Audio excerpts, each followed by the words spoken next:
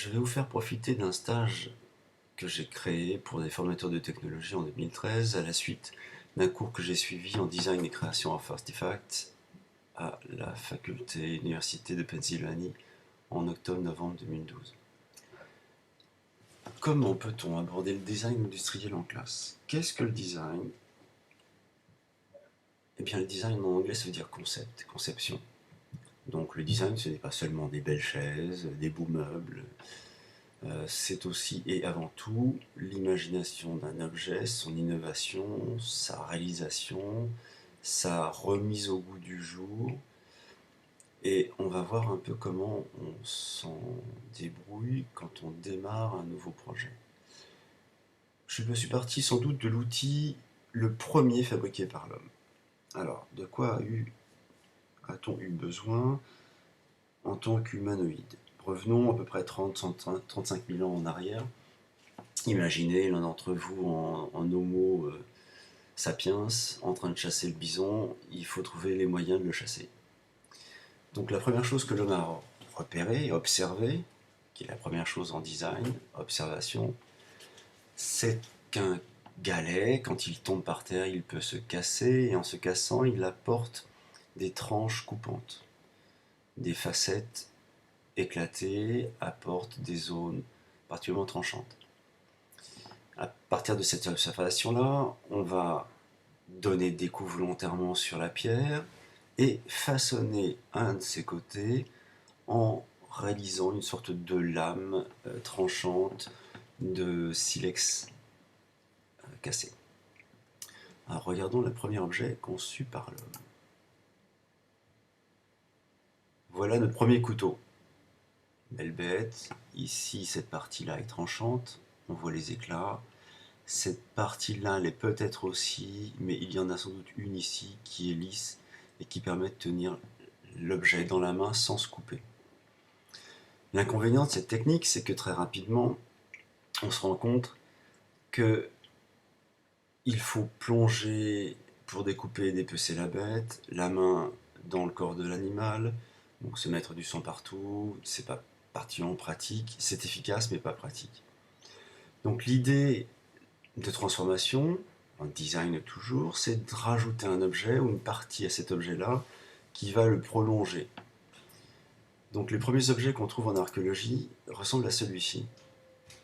Même si on ne retrouve pas de bois, c'est peut-être des bois de serre plutôt que des bois en bois.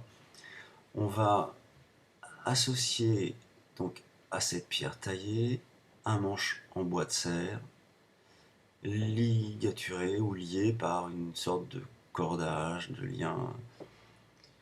Donc ça prolonge l'objet de découpe avec une poignée. Première innovation. Mais on est toujours à l'âge de la pierre. Et l'âge de la pierre est assez limité dans les évolutions techniques. Donc il va falloir qu'on découvre un nouveau matériau qui s'appelle le bronze. Donc on arrive à l'âge du bronze. Et non seulement on va développer un nouveau matériau, mais aussi une nouvelle technique de fabrication.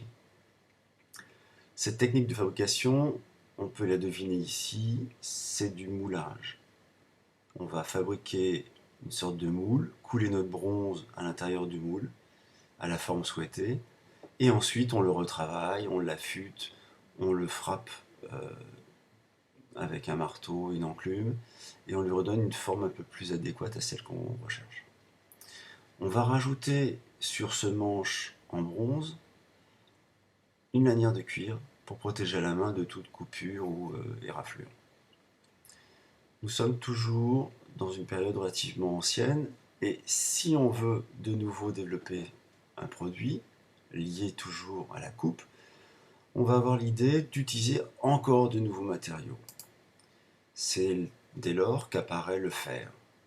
Donc, à l'âge du fer, on voit apparaître ces lames relativement pointues, effilées, et puis on va trouver des manches soit en os, soit en ivoire, soit en bois, sculptées avec différents personnages, des animaux et autres.